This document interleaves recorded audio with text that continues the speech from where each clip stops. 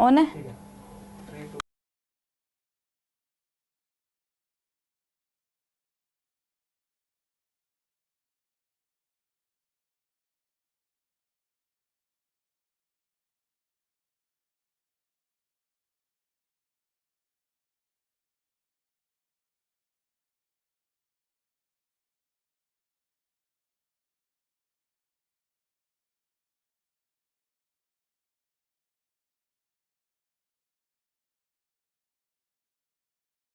Class को सभी तक पहुंचा देना, शेयर कीजिएगा, ठीक है।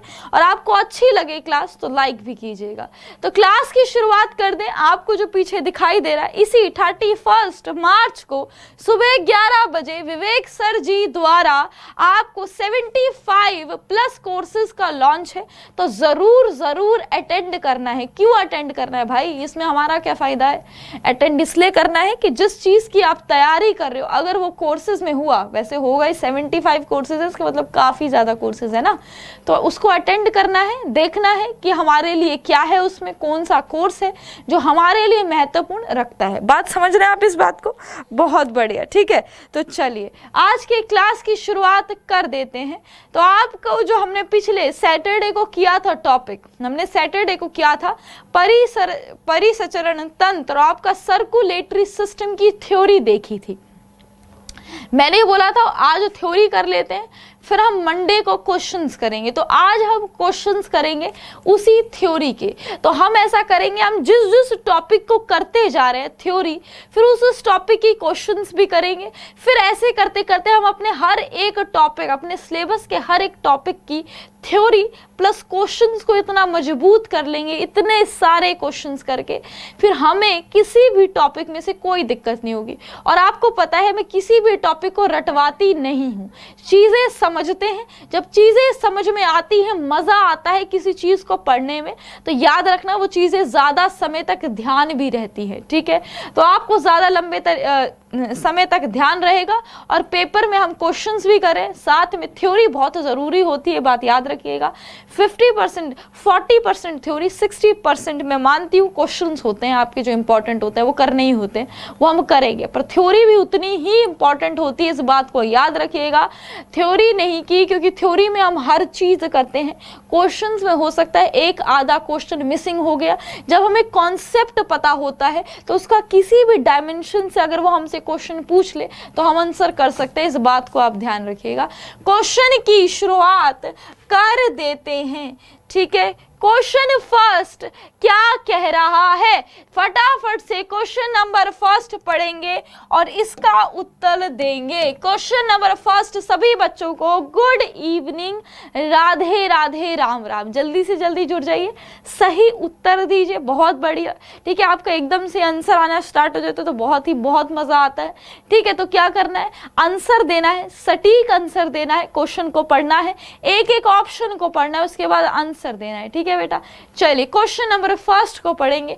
निम्नलिखित में से वह वैज्ञानिक कौन है, वह वैज्ञानिक कौन है जिसने पहली बार रुधिर परिसंचरण की व्याख्या की थी? बोले who was the first scientist to explain the blood circulation, कि रक्त का ट्रांसपोर्ट, रक्त सर्कुलेट करता है, ब्लड सर्कुलेट करता है, ये सबसे पहले किसने बताया था? इसके बारे में किस वैज्ञानिक ने बोला था?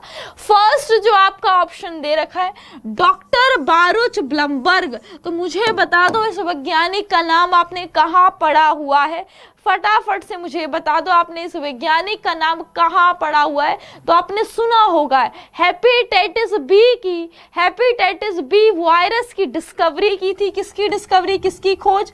हेपेटाइटिस, जो हेपेटाइटिस रोग होता है, हेपेटाइटिस जो बी होता है आपके, उसके वायरस और उसके विषाणु की खोज की थी, उसके विषाणु की खोज की थी। किसकी खोज की थी? उसके विषाणु की खोज की थी, इस बात को याद रखिएगा। किस ईयर में पूछ ले तो 1965 में इनको नोबेल पुरस्कार से सम्मानित किया गया था। क्यों किया गया था नोबेल पुरस्कार से सम्मानित? क्योंकि इन्होंने हेपेटाइटिस बी वायरस की डिस्कवरी की थी। फिर जो बी ऑप्शन दे रखा है वो इसका एकदम सही उत्तर है, इसका आंसर को मार्क करिएगा, ये हमने किया है ना, तो भूले तो नहीं होंगे, अभी किया है, बहुत बढ़िया। कार्ल लैंडस्टीनर ने ABO ब्लड ग्रुप दिया था, बहुत बढ़िया। इसके अलावा बताइए आपका RH फैक्टर जो आप पढ़ते हो, रिहेसस फैक्टर, वो भी, उसकी भी डिस्कवरी आपके कार्ल लैंडस्टीनर ने की थी। और एक और वैज्ञानिक का नाम है, तो एक और वैज्ञानिक का नाम यहाँ ऐड कर लेना, मुझे ध्यान नहीं है, आप सभी ऐड कर लेंगे। दूसरा वैज्ञानिक कौन था जिसने रिहेसस फैक्टर दिया था?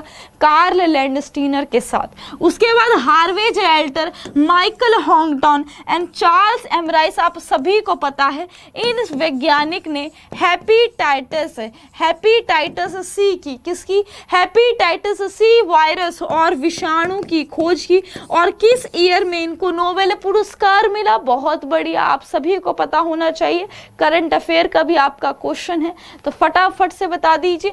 2020 में, 2020 में इन्होंने क्या किया? हेपेटाइटिस सी वायरस की खोज की। बहुत बढ़िया। नेक्स्ट क्वेश्चन देखते हैं, नेक्स्ट क्वेश्चन क्या कह रहा है? क्वेश्चन नंबर 2 क्या कह रहा है? पुरानी और नष्ट प्राय लाल रक्त कणिकाएं या कोशिकाएं कहाँ नष्ट हो जाती हैं? तो आंसर दें। आपका जो स्प्लीन होता है, क्या होता है? प्लीहा होता है, मैंने आपको बताया था। आपका जो प्लीहा होता है, अगर मैं बच्चों की बात करूं, किसकी? बच्चों की, मतलब भ्रूण की, माफ करिएगा, क्या? भ्रूण की बात करूं और एम्ब्रियो की बात करूं, तो एम्ब्रियो में, स्प्लीन में हिमेटोपोइसिस होता है। क्या होता है? हिमेटो, ये मैंने आपको थ्योरी में करवाया है, ठीक है, तो क्वेश्चन भी देखिए इसी प्रकार पूछे जाते हैं। हिमेटोपोइसिस होता है। हिमेटोपोइसिस क्या होता है? हिमेटोपोइसिस क्या होता है? फटाफट से बताएंगे। हिमेटोपोइसिस मतलब होता है फॉर्मेशन ऑफ, हिमेटोपोइसिस मतलब होता है फॉर्मेशन, किसका निर्माण है? लाल रक्त कोशिका का निर्माण। तो बोला जाता है एम्ब्रियो में और भ्रूण में क्या होता है? भ्रूण में, स्प्लीन में आरबीसीज की फॉर्मेशन और हिमेटोपोइसिस होता है। और जो वयस्क लोग होते हैं, वयस्क लोगों में स्प्लीन को ग्रेवयार्ड कहा जाता है। किसका ग्रेवयार्ड कहा जाता है? आरबीसीज का। मतलब क्या है कि यहाँ पर, मतलब वयस्क लोगों में, प्लीहा में आरबीसीज की डेथ होती है, सुसाइड करता है आपका आरबीसीज वहां जाके, तो ग्रेवयार्ड ऑफ आरबीसीज बोला जाता है। और आपके कब्रिस्तान, आरबीसीज का कब्रिस्तान भी बोला जाता है। इस बात को भी आप याद रखेंगे, क्या बोला जाता है? आरबीसीज का कब्रिस्तान भी बोला जाता है। बहुत बढ़िया, बहुत बढ़िया, ठीक है। हिमेटोपोइसिस आरबीसीज का बैंक, ठीक है, ब्लड बैंक भी बोला जाता है भ्रूण में, ब्लड बैंक और आरबीसीज का बैंक। नोट कर लेंगे इस बात को, वैसे मैंने सारी बातें आपको नोट करवाई हैं। आंसर क्या हो जाएगा? स्प्लीन इसका सही उत्तर हो जाएगा, प्लीहा इसका सही उत्तर हो जाएगा। नेक्स्ट क्वेश्चन देखते हैं, क्वेश्चन नंबर 3। सबसे बड़ा श्वेत रुद्राणु है, बोला है सबसे बड़ा व्हाइट ब्लड सेल कौन सा है? लिम्फोसाइट है, मोनोसाइट है या फिर थ्रोम्बोसाइट है? तो देखिए आपका जो मोनोसाइट है ये सबसे बड़ा है, और आपका ये जो थ्रोम्बोसाइट है, जिसका दूसरा नाम प्लेटलेट भी होता है और पट्टिकाणु भी बोलते हैं, प्लेटलेट भी होता है। और ये जो प्लेटलेट्स होते हैं, ये सबसे छोटे होते हैं, ये सबसे छोटे होते हैं। और सबसे बड़े कौन से होते हैं? फटाफट से बताएंगे। सबसे बड़े मोनोसाइट होता है। तो आंसर क्या हो जाएगा? B option is right answer. Mark करेंगे आप सभी इसको। क्वेश्चन नंबर 4 देखेंगे। सबसे बड़ा श्वेत रुद्राणु है, बोले सबसे बड़ा white blood cells. Same question आ गया क्या? हाँ, ये सेम क्वेश्चन आ गया, इसको छोड़ दीजिए। क्वेश्चन नंबर नेक्स्ट पे मूव करते हैं। फुफ्फुसीय शिरा फेफड़ों से हृदय तक कौन से प्रकार का रक्त लेके जाता है, ठीक है, रक्त लेके जाता है। फुफ्फुसीय शिरा मतलब कि पल्मोनरी वेन किस प्रकार का ब्लड आपके लंग्स से हार्ट में कौन सा रक्त लेके आता है? कहने का मतलब बताइए, आंसर बताइए, सोचिए फटाफट से। जब तक डायग्राम आपका बना दूं, ये आपके क्या है? फेफड़े, ये आपके क्या है? लंग्स में से क्या आता है? आपकी फुफ्फुसीय शिरा आती है, जिसको आप क्या बोलते हैं, जिसको आप फुफ्फुसीय शिरा बोलते हैं, फुफ्फुसीय शिरा बोलते हैं। फुफ्फुसीय शिरा को इंग्लिश में पल्मोनरी वेन बोला जाता है। पल्मोनरी वेन किसके पास आते हैं, आपके हार्ट के पास आते हैं। किसके पास आते हैं, हृदय के पास आते हैं। हृदय का जो ऊपरा भाग होता है, ये जो लेफ्ट एट्रियम और अलिंद होता है, ये जो ऊपर वाला अलिंद होता है, यहाँ से रक्त लेके आते हैं, कहाँ छोड़ देते हैं, यहाँ पर। बोला है ये जो रक्त आता है इसमें क्या होता है और किस प्रकार का ये रक्त होता है, मतलब ऑक्सीकारक होता है, अनऑक्सीकारक होता है, ऑक्सीजन होता है, इसमें कार्बन डाइऑक्साइड होता है या कार्बन मोनोऑक्साइड होता है। तो आंसर दे दीजिए, क्वेश्चन को थोड़ा सा घुमा दिया गया है, आंसर क्या हो जाएगा, ऑक्सीजन होता है और फोर्थ ऑप्शन इसका सही उत्तर हो जाएगा। अगर आपसे पूछा जाए कि फुफ्फुसीय धमनी, क्या पूछा जाए कि जो फुफ्फुसीय धमनी होती है, क्या होती है, फुफ्फुसीय धमनी जो होती है वो कैसा रक्त लेके जाती है आपके हृदय से आपके फेफड़ों तक, तब क्या बोलेंगे, तब उसमें क्या होता है, वो अनऑक्सीकारक, उसमें कार्बन डाइऑक्साइड होती है, क्या होती है, CO2 होती है। तो उसमें आंसर क्या हो जाएगा, पल्मोनरी आर्टरी बोला जाता है। क्या बोला जाता है, पल्मोनरी आर्टरी। और ये आपका एक एक्सेप्शन होती है। तो मेरी बात को समझेंगे कि आपके शरीर में कौन कौन सी ब्लड वेसल्स होती हैं। एक आप बोलते हैं वेन, जिसको शिरा बोलते हैं, एक होती है आर्टरी जिसको धमनी बोलते हैं। ये जो धमनी होती है ये ऑक्सीजनेटेड ब्लड लेके जाती है, कहने का मतलब शुद्ध रक्त हमारे पूरे शरीर में परिवहन करती है और ट्रांसपोर्ट करती है। कौन, धमनी, कौन, आर्टरी, क्या लेके जाती है, शुद्ध रक्त जिसमें ऑक्सीजन होता है। और जो आपकी शिरा होती है वेन, वो पूरे शरीर में से जो आपका अशुद्ध रक्त होता है जिसको बोला जाता है डीऑक्सीजनेटेड ब्लड, कहने का मतलब उसमें ऑक्सीजन नहीं है, उसमें कार्बन डाइऑक्साइड है। तो वो क्या करती है, आपकी वेन आपके शरीर में से कार्बन डाइऑक्साइड को इकट्ठा करके कहाँ लेके आती है, आपके हृदय तक लेके आती है। फिर इसी हृदय से वो आपके राइट वाले, जो आपका राइट चैम्बर होता है, जो आपका राइट वाला चैम्बर है और राइट वाली जो प्रकोष्ठी है आपके हृदय की, उस जगह लेके आ जाती है। फिर उसी प्रकोष्ठी से आपकी एक पल्मोनरी आर्टरी और फुफ्फुसीय धमनी जिसे बोलते हो वो होती है। ये जो फुफ्फुसीय धमनी होती है फिर ये इस अशुद्ध रक्त को लंग्स की तरफ लेके आती है। फिर जब ये लंग्स की तरफ लेके आती है तो इसमें मौजूद जो कार्बन डाइऑक्साइड होती है वो लंग्स के द्वारा, नाक के द्वारा बाहर निकल जाती है। फिर ऑक्सीजन आती है जो शुद्ध होती है। और ऑक्सीजन किस में आती है, आई थी कौन, पल्मोनरी आर्टरी, फुफ्फुसीय धमनी लेके, लेकिन जाएगी कौन, फुफ्फुसीय शिरा लेके। कैसा रक्त, ऑक्सीजनेटेड शुद्ध रक्त। और कहां, आपकी लेफ्ट एट्रियम की तरफ। फिर लेफ्ट एट्रियम से लेफ्ट वेंट्रिकल मतलब अलिंद से निल्य की तरफ। फिर ये जो निल्य होता है किसको देता है, अयोटा को, जो आपकी महाधमनी होती है, सबसे बड़ी आर्टरी। फिर यही आर्टरी शुद्ध रक्त को पूरे शरीर में सप्लाई करती है। बस यहाँ पर थोड़ा सा एक्सेप्शन हो जाता है जो आपको समझ में आ गया होगा। जब पल्मोनरी शब्द यूज हो जाए, पल्मोनरी वर्ड और फुफ्फुसीय जब शब्द का प्रयोग हो, इसका मतलब वो आपके फेफड़ों से संबंधित है। किससे संबंधित है, फेफड़ों से और लंग्स से संबंधित है। इस बात को याद रखिएगा, आंसर हो जाएगा ऑक्सीजन। क्वेश्चन नंबर 6 देखेंगे, किस प्रक्रिया द्वारा श्वसन के दौरान गैसों रुधिर में प्रवेश करती हैं और फिर उसे छोड़ती हैं। तो बोला है वो कौन सी प्रक्रिया है। जैसे आपका ये लंग्स है, क्या है, फेफड़े, यहाँ पर क्या है बेटा, ये आपका फेफड़े हैं, ठीक है, यहाँ आपका हृदय होता है लेफ्ट साइड में, ये क्या है, आपकी रक्त वाहिका, ठीक है। यहाँ पर क्या है, आपने सांस लिया, क्या लिया, ऑक्सीजन आई आपके कहाँ, लंग्स में। ये जो ऑक्सीजन है बोला है कहाँ आती है, अब आपके ब्लड वेसल्स में। बोला है ब्लड वेसल्स में ये जो ऑक्सीजन आती है, इस प्रक्रिया को क्या बोला जाता है, एक्टिव ट्रांसपोर्ट। याद रखना, एक्टिव ट्रांसपोर्ट, सक्रिय परिवहन, वो परिवहन है जिसमें एटीपी का प्रयोग होता है, एडिनोसाइन ट्राइफॉस्फेट का प्रयोग होता है। तो एटीपी का प्रयोग होता है, मतलब ऊर्जा का उपयोग होगा ऐसे परिवहन के लिए, ट्रांसपोर्ट के लिए। तो आंसर गलत है। ऑक्सीजन के यहाँ से यहाँ आने में कोई भी एटीपी का प्रयोग, ऊर्जा का प्रयोग नहीं होता है, इस बात को याद रखिएगा। नेक्स्ट क्या है, डिफ्यूजन, जिसको क्या बोलते हैं, विसरण।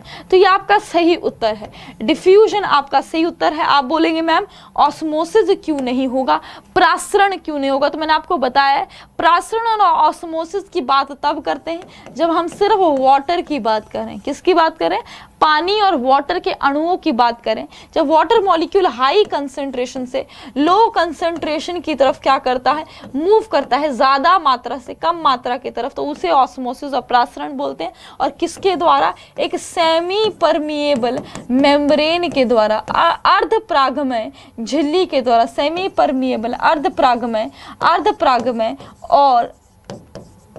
और सेमी परमिएबल मेम्ब्रेन के द्वारा। इस बात को आप याद रखिएगा, ठीक है, इस बात को आप याद रखिएगा, ठीक है। नेक्स्ट पे मूव कर जाएं, नेक्स्ट क्वेश्चन पे। क्वेश्चन नंबर 7 क्या कह रहा है, रोग प्रतिकारकों को उत्पन्न करने वाला सेल कौन सा है। बोले what is the cell that produces antibodies. तो हमें पता है, क्वेश्चन हमने किया था, ठीक है, वेरी वेरी इंपॉर्टेंट, और हमने थ्योरी में किया था। ये आंसर क्या हो जाएगा, लिम्फोसाइट के जो बी सेल्स होते हैं वो, लिम्फोसाइट में एक टी सेल्स भी होते हैं, बी सेल्स, याद रखना नाम से ही पता चल रहा है, बी सेल मतलब आपके अस्थि मज्जा में बनते हैं। टी सेल्स बनते नहीं है, बनते आपके दोनों के दोनों अस्थि मज्जा में बनते हैं। चलो ये बात भी कर लेते हैं, जरूरी है। जो आपके बी सेल्स है, मैंने आपको बताया भी हुआ है, जब थ्योरी करवाई थी मैंने, आपको याद होगी, जब मैंने रक्त की थ्योरी करवाई थी तो मैंने आपको लसिका अंग, लिम्फोइड ऑर्गन बताए थे। आप कर लेना, जो बच्चे नए हैं, जिन्होंने नहीं किया वो प्रीवियस क्लासेस को देख लेना, मैंने उसमें करवाया था लिम्फोइड ऑर्गन, ठीक है, लसिका अंग करवाए थे, प्राइमरी लिम्फोइड ऑर्गन और सेकेंडरी लिम्फोइड ऑर्गन करवाया था। तो आपके जो बी सेल्स होते हैं, टी सेल्स, ये कहाँ बनते हैं, प्राइमरी लिम्फोइड ऑर्गन में बनते हैं। प्राइमरी लिम्फोइड ऑर्गन जो आपका क्या है, प्राथमिक लसिका अंग, प्राथमिक लसिका अंग, इस बात को याद रखिएगा, ठीक है।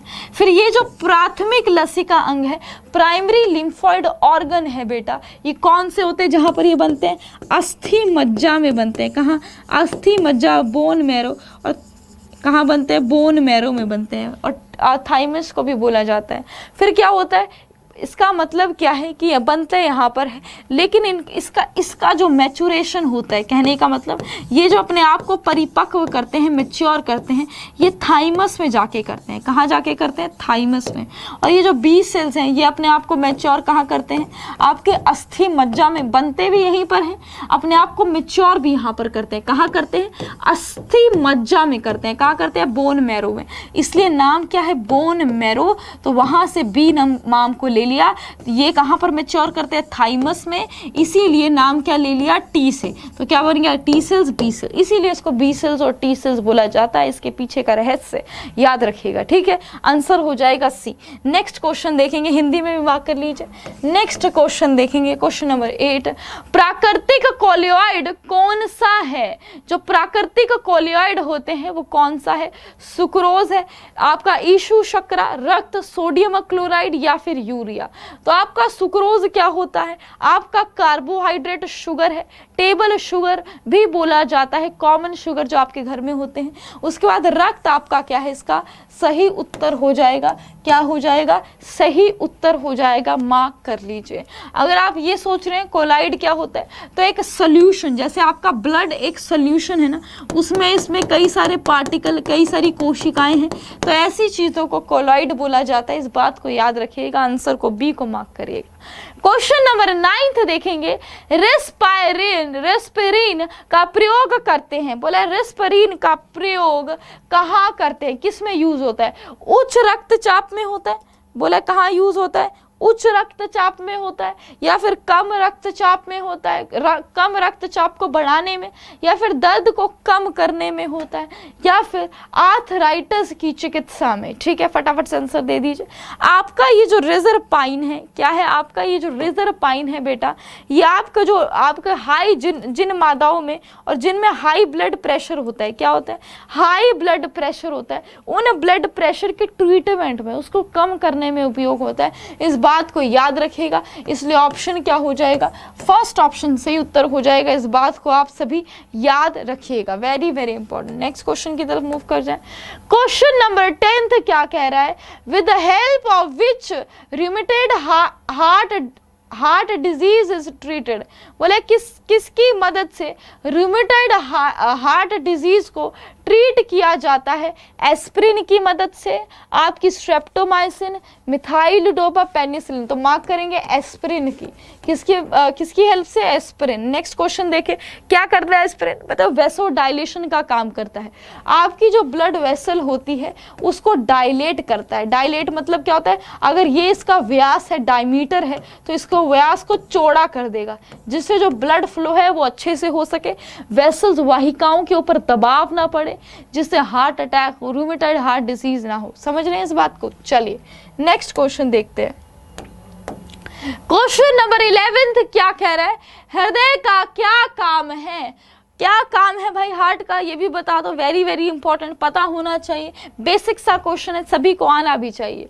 हृदय का काम है उत्तकों को ऑक्सीजन पहुंचाना, उत्तकों से कार्बन डाइऑक्साइड ले जाना, अपशिष्ट द्रव्यों का उत्सर्जन, रुधिर को शरीर में विभिन्न अंगों में पंप करने का। तो लास्ट ऑप्शन एकदम सटीक इसका ऑप्शन दे रखा है, और उसका फंक्शन भी है कि पंपिंग ऑफ ब्लड। आपका हार्ट करता क्या है भाई, हमारा हार्ट करता क्या है पता है आपको, बहुत बढ़िया। क्या करता है, ब्लड जो यहाँ पर आयोटा होती है ना, बहुत बड़ी सी महाधमनी जिसे आप बोलते हो, ये जो महाधमनी होती है, और यहाँ पर ये जो आपकी क्या होती है, निल्ले होती है, जिसको वेंट्रिकल बोला जाता है। और सिर्फ लेफ्ट वाली, कौन सी, ये लेफ्ट वाली, ये इस साइड वाली लेफ्ट वाली क्या करती है, संकुचन करती है। क्या करती है, कॉन्ट्रैक्ट। और इसमें जो ब्लड होता है, क्या होता है, ब्लड रक्त होता है, वो किसमें जाता है, वो आपकी महाधमनी में। इस महाधमनी से बहुत सारी आगे क्या होती है, आर्टरीज और धमनी होती है, जो हमारे पूरे शरीर में क्या लेके जाती है, रक्त को लेके जाते हैं। इस बात को याद रखिएगा। आंसर नंबर 4 हो जाएगा डी, याद रखिएगा। नेक्स्ट क्वेश्चन देखेंगे आप सभी, क्या है, मधुमेह के रोगियों को मधुरण कारक के रूप में दिए गए जाने वाले एक उत्पादन का नाम एस्परटेम है। ये किस वर्ग से संबंधित है, तो फटाफट से बता दीजिए। आपका जो एस्परटेम होता है, क्या होता है, फटाफट से बता दीजिए। जो आपका एस्परटेम होता है ये क्या होता है, फटाफट से आप सभी इसका उत्तर मुझे बता देंगे। क्या होता है आपका एस्परटेम, फटाफट से आप सभी मुझे इसका आंसर बता दीजिए। कार्बोहाइड्रेट होता है, पेप्टाइड होता है, पॉलीहाइड्रिक अल्कोहल होता है, और एल्कोलॉइड होता है। तो फटाफट से आप सभी मुझे इसका उत्तर दे देंगे, क्या हो जाएगा इसका उत्तर। तो फटाफट से दे दीजिए आप, ये आपके क्या होते हैं, फटाफट से दे दीजिए भाई, जल्दी से जल्दी आप सभी इसका आंसर दे देंगे, क्या हो जाएगा आपका। ये जो एस्परटेम होता है, आपको मैंने बताया भी है, एस्परटेम जो डायबिटिक पेशेंट होते हैं ना, उनको हम शुगर नहीं खाने देते। क्यों नहीं खाने देते, क्योंकि पहले से ही उनके रक्त में जो शर्करा की मात्रा है, जो ग्लूकोज की मात्रा है, वो पहले से ही बहुत ज़्यादा होती है। तो फिर हम उसको आर्टिफिशियल शुगर देते हैं। क्या देते हैं, आर्टिफिशियल शुगर, नकली शुगर। कहने का मतलब जिसको हम क्या करते हैं, जिसको हम बनाते हैं, सॉरी क्या करते हैं, जिसको हम बनाते हैं। तो इसको याद रखिएगा, ये जो आपका एस्परटेम है, इसको आप क्या बोलते हैं, आर्टिफिशियल स्वीटनर एजेंट भी बोलते हैं। क्या बोलते हैं, आर्टिफिशियल स्वीटनर एजेंट भी बोलते हैं। आंसर क्या हो जाएगा, ये कार्बोहाइड्रेट होते हैं। क्या होते हैं, कार्बोहाइड्रेट हो जाएगा। इस बात को आप याद रखिएगा, ठीक है। क्या रखेंगे, इस बात को आप याद रखेंगे। नहीं, डाइपेप्टाइड होते हैं, सॉरी क्या होते हैं, डाइपेप्टाइड मार्क करेगा, कार्बोहाइड्रेट नहीं, क्योंकि ये आपके आर्टिफिशियल स्वीटनर एजेंट जो होते हैं ये नॉन सेकेराइड होते हैं। सॉरी क्या होते हैं, नॉन सेकेराइड होते हैं। इस बात को आप याद रखिएगा, क्या होते हैं, नॉन सेकेराइड होते हैं। नॉन मोनोसेकेराइड मतलब क्या है कि ये आपके शुगर नहीं होते, तो इसका मतलब कार्बोहाइड्रेट नहीं होंगे ना, तो बात को आप समझ गए हैं, इसलिए कार्बोहाइड्रेट नहीं होगा, आपका पेप्टाइड होगा। और अगर आपसे पूछ ले कैसे पेप्टाइड होते हैं, तो डाइपेप्टाइड होते हैं। कैसे पेप्टाइड होते हैं? डाइपेप्टाइड होते हैं। इस आंसर को मार्क कर लीजिएगा, ठीक है, इस आंसर को मार्क कर लीजिएगा। इसी के साथ नेक्स्ट क्वेश्चन पे मूव कर जाते हैं। क्या कह रहा है? हीमोफीलिया का संबंध प्राय किसके साथ रहता है? With whom does haemophilia often belongs? Worker, royal family, miners या फिर प्लेयर्स? किसका? हीमोफीलिया की जो बीमारी है, याद रखना, एक अनुवंशिक बीमारी है, एक जेनेटिक डिसऑर्डर है। क्या है? एक जेनेटिक डिसऑर्डर। और ये किसमें होती है? ये ज्यादातर रॉयल फैमिलीज जो होती हैं उनकी पीढ़ी में, मतलब एक पीढ़ी से दूसरी पीढ़ी से तीसरी पीढ़ी, तो उनमें होता है हीमोफीलिया। बात याद रखेंगे, हीमोफीलिया एक अनुवंशिक रोग है जिसमें क्लॉटिंग फैक्टर, रक्त का थक्का नहीं बनता है। आपके कुछ जीन्स में ही दिक्कत होती है, जीन्स में गड़बड़ी। तभी जीन्स में गड़बड़ी मतलब जीन्स में उत्परिवर्तन, मतलब आपके अनुवंशिक पदार्थ में गड़बड़। अनुवंशिक पदार्थ मतलब डीएनए में गड़बड़। जब डीएनए में गड़बड़, इसका मतलब क्या है? एक अनुवंशिक रोग, जेनेटिक डिसऑर्डर। और अगर एक अनुवंशिक रोग वो हो गया, एक जेनेटिक डिसऑर्डर वो हो गया, इसका मतलब क्या होगा? वो एक पीढ़ी से दूसरी पीढ़ी, दूसरी पीढ़ी से तीसरी पीढ़ी में क्या होगा? ट्रांसफर होगा। और बोला जाता है रॉयल फैमिलीज में ऐसा होता है। इस बात को आप याद रखिएगा। नेक्स्ट क्वेश्चन देखेंगे। जब कोई बाहरी पदार्थ मानव रुधिर प्रणाली में प्रविष्ट होता है तो प्रतिक्रिया कौन प्रारंभ करता है? बोले कोई भी ऐसा पदार्थ जो हमारे शरीर में घुस गया, जो हमारे शरीर के लिए हानिकारक है, तो हमारा शरीर उसके अगेंस्ट काम करता है, उसके विरुद्ध काम करता है। तो बोला है कौन सा? लाल रुधिर कणिकाएं, श्वेत रुधिर कणिकाएं मदद करती हैं। फिर आपकी ब्लड प्लेटलेट्स, जिसको बिम्बाणु भी बोलते हैं आप, आपकी थ्रोम्बोसाइट प्लेटलेट्स जिसे आप बोलते हैं। तो आपको पता है जो प्लेटलेट्स होती हैं, क्या होती है प्लेटलेट्स? इनका काम रक्त का थक्का बनाने का होता है। किसका काम होता है? रक्त का थक्का। और आपकी जो लाल रुधिर होती है, लाल रुधिर कणिकाएं होती हैं, इनका काम क्या होता है? गैस को पंप करने का। ठीक है, सॉरी, किसका काम होता है? गैस जो आपकी कौन सी होती है? ऑक्सीजन, पंप नहीं, सॉरी, परिवहन करने का, गैस का परिवहन करने का। जैसे आपकी ऑक्सीजन, आपकी CO2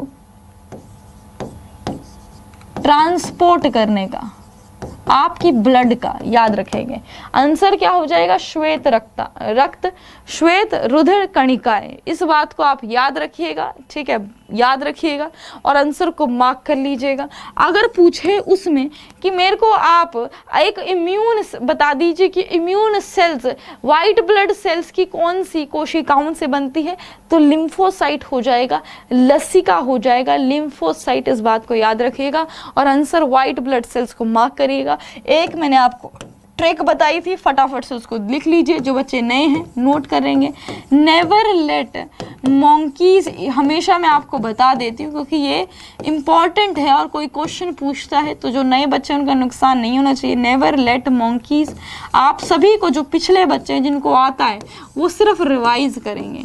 बनाना बता दीजिए फटाफट से। एन का मतलब क्या होता है? न्यूट्रोफिल। क्या होता है?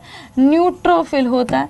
एल का मतलब क्या होता है? लिम्फोसाइट। क्या होता है? लिम्फोसाइट। और यही लिम्फोसाइट में जो बी सेल्स होती हैं, इनके द्वारा जो एंटीबॉडीज बनते हैं, यही एंटीबॉडीज आपके एंटीजन से अटैच होते हैं। और आपकी जो टी सेल्स होती हैं, जो मैंने आपको बताया था कि एक दूसरी कोशिका भी होती है आपकी लिम्फोसाइट की, वो इसको क्या करती है? मारने का काम करती है।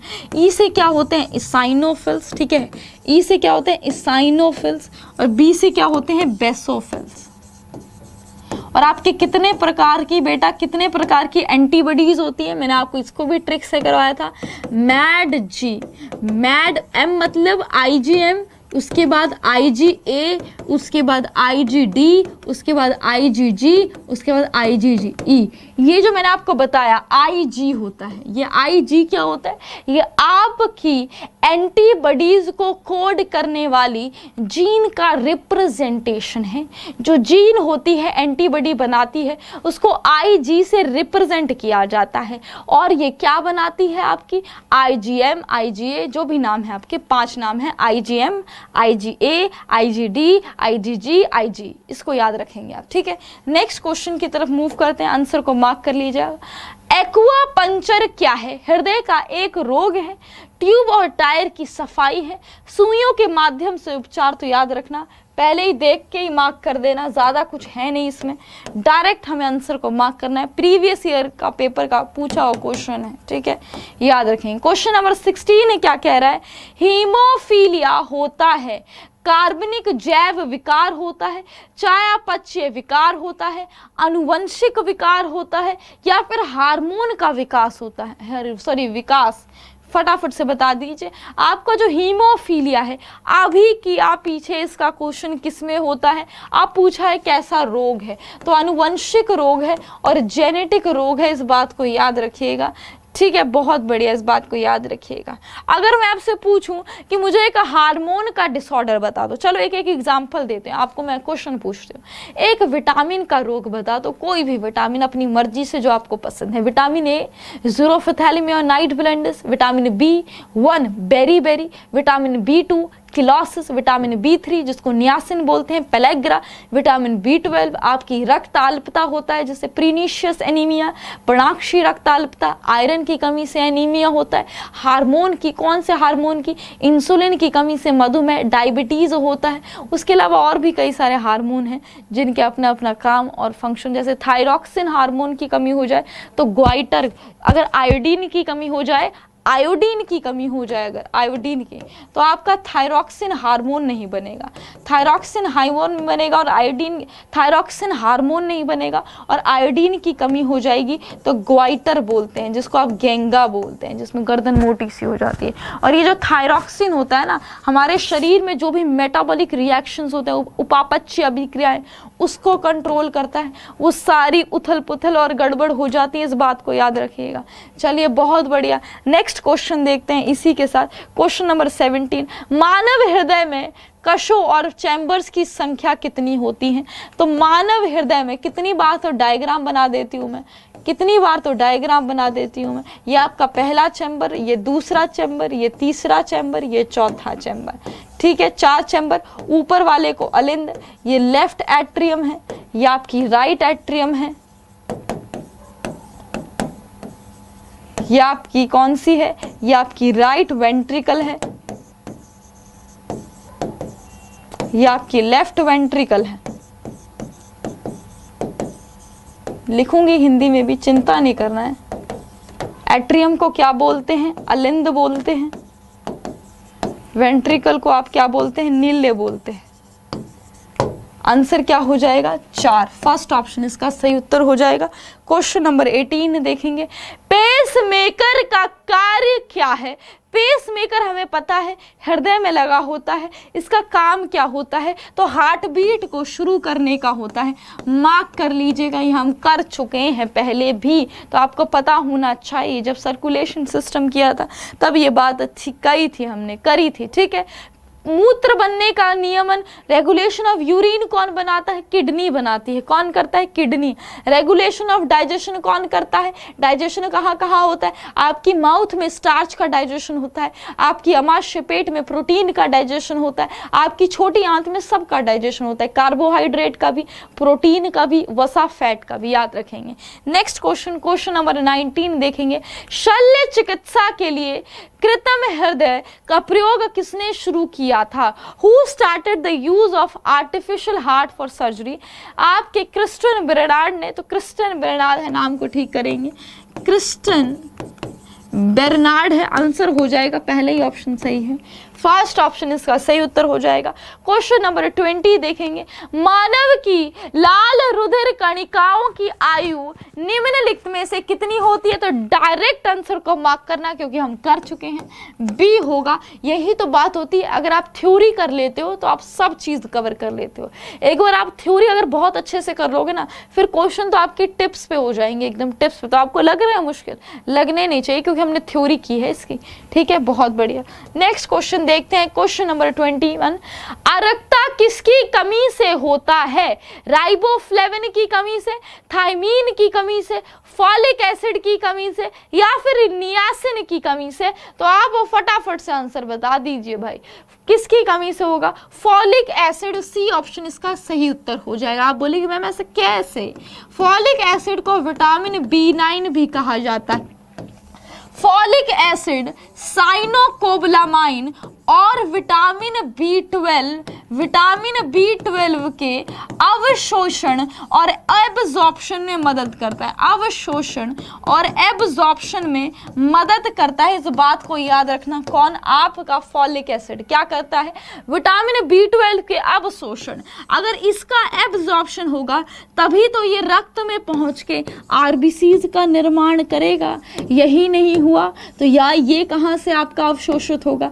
यही अवशोषित नहीं हुआ तो आरबीसीज नहीं बनेंगे, आरबीसीज नहीं बने तो खून की कमी हो जाएगी, एनीमिया रोग हो जाएगा। इस बात को याद रखेंगे आप सभी, ठीक है, बहुत बढ़िया। क्वेश्चन नंबर 22 देखेंगे, हीमोग्लोबिन का कार्य है एमिनो अम्ल उपलब्ध कराना, ऑक्सीजन ले जाना, एंजाइम उपलब्ध कराना, उत्सर्जन में सहायता करना। The function of haemoglobin is, बता दीजिए फटाफट से, पता है आप सभी को, इसमें कुछ नहीं है। कैरिंग ऑक्सीजन, बहुत इजी क्वेश्चन है, बी ऑप्शन को मार्क कर लीजिए, बहुत बढ़िया। क्वेश्चन नंबर 23 भी देख लेते हैं, मानवों का 1 मिनट में लगभग कितनी बार हृदय संपदन होता है? How many times in a minute do human Flutter? मतलब कहने का मतलब कितना, मतलब आपका धड़कता कितनी बार है, कितना आंसर हो जाएगा, कितनी बार 1 मिनट में कितनी बार धड़कता है, ये पूछा है आपसे, तो फटाफट से बता दीजिए, आंसर क्लियर होना चाहिए। 70 बीट्स पर मिनट, कितना हो जाएगा? 70 बीट्स पर मिनट। नेक्स्ट क्वेश्चन, वयस्क पुरुष में आरबीसीज की सामान्य संख्या कितनी होती है? ये क्वेश्चन हम थ्योरी में हम आपका एकदम कर चुके हैं, और मैंने बोला थ्योरी जिसकी स्ट्रांग होगी क्वेश्चंस उसके स्ट्रांग होंगे। तो आंसर क्या हो जाएगा? 5, देखो 5 से 5.5 होती है। आंसर क्या मार्क करोगे आप? आंसर आप मार्क करोगे 5.5 मिलियन कर देना, 5.5 मिलियन बेटा, 5.5 मिलियन। आगे भी यूनिट लिखिए, मिलीमीटर क्यूब या फिर 100 ml लिखिए, ठीक है, पर लिखिए जरूर। यहाँ पर यूनिट नहीं लिखी हुई ना, तो यूनिट भी लिखिए। चलिए नेक्स्ट क्वेश्चन देखिए, क्वेश्चन नंबर 25, मानव का सामान्य रक्त दाब कितना होता है? What is the normal blood pressure of human? तो आंसर क्या हो जाएगा? कितना होता है फटाफट से बता दीजिए, ठीक है, फटाफट से आप ही बता दीजिए कितना हो जाएगा, जल्दी से जल्दी बता दीजिए। सर क्लास बंद कर दो, क्लास बंद कर दो, क्लास लगा दो, देखो कोई होगा, कोई नहीं है, कोई वो काय एक्टर सारे। आंसर बता दीजिए कितना होता है आपका सामान्य रक्तदाब, उसके बाद क्लास को खत्म कर देंगे। क्या आंसर हो जाएगा आपका? फटाफट से मार्क कर लेंगे। कितना होता है? मिनिमम 80 से 120 होता है, मार्क कर लीजिएगा, ठीक है। इसी क्वेश्चन के साथ क्या करेंगे, आज की क्लास को खत्म कर देंगे, ठीक है। इसी क्वेश्चन के साथ हम आज की क्लास को खत्म कर देंगे। एक मिनट सर,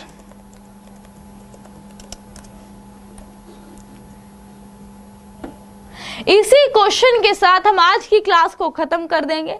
कल दोबारा से 8 बजे जुड़ जाइएगा। आप सभी का बहुत बहुत धन्यवाद। जय हिंद, जय भारत।